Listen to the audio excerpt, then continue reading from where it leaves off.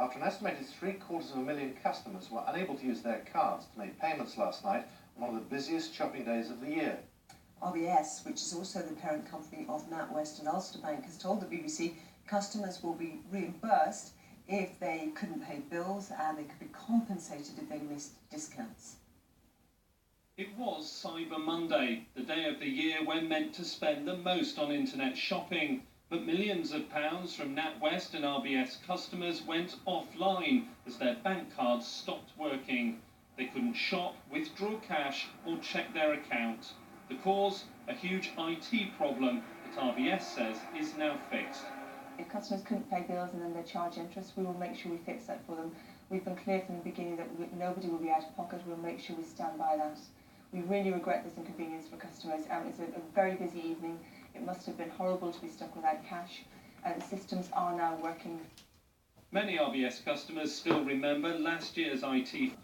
Well, let's talk now to Ian Field, who is one of those who experienced problems trying to use his card last night. Good morning, Ian. Good morning.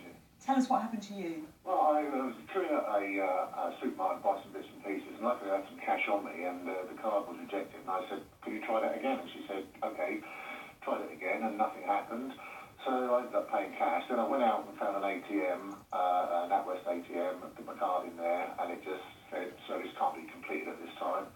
A chap stood behind me, tapped me on the shoulder, and said, "Is it working yet?" And I said, "No, it's not." And he said, "It's the same thing with everybody then." He said, the whole system must be down, and this guy was actually on the phone to try to get through to NatWest at the time. So then I ran across to another Lloyd's ATM, tried that one, and that was exactly the same. So yeah, the whole system was completely down. So anyone that was trying to buy petrol or food or anything last night was in a real serious condition, you know.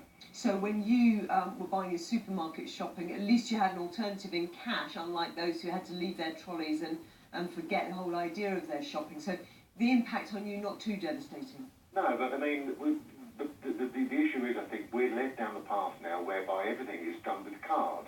And I understand that, I was talking to a friend of mine who works in the banking industry, he was saying that the NatWest system is a fairly old system because it's an amalgamation of several different banks, and it hasn't really been updated. And, you know, obviously with a huge amount of transactions going through yesterday, I think the system just crashed out.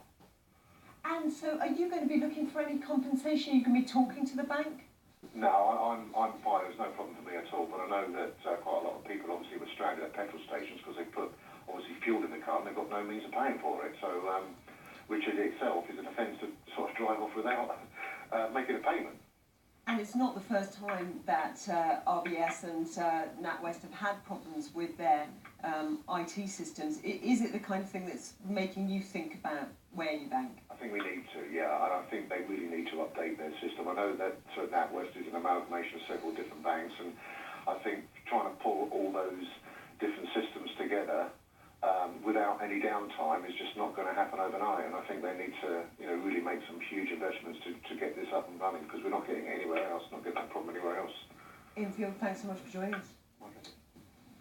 With me now is our business presenter, Ben Thompson. Now, there's a trust problem here. This is the third time this has happened with RBS, and as we were hearing there are going to be quite a few people this morning saying, right, I've had enough of this. Yeah, deeply embarrassing that once again people have been left high and dry without access to their money in their bank. And not only does it cause practical problems, like you heard from the guest there, when they try to buy shopping, people trying to buy petrol, people trying to do pretty normal things with their bank cards. This comes down to an issue of your money is in a bank. There's a lot of fears about where our money is and can I get hold of it.